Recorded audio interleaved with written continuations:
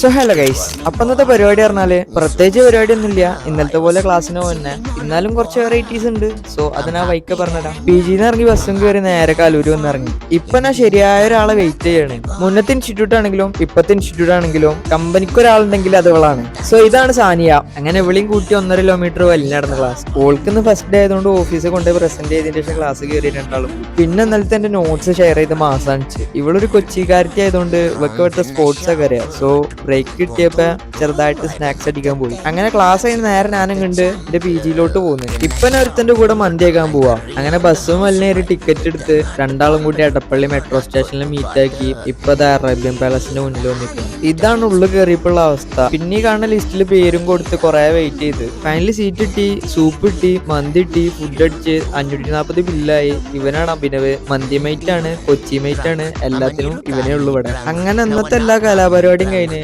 Last മെട്രോയും കയറി. അവൻ അവൻ്റെ കൊടുക്ക്, ഞാൻ ഇൻ്റെ കൊടുക്ക്. അപ്പൊ ശരി എന്നാ, ഓക്കെ ബൈ.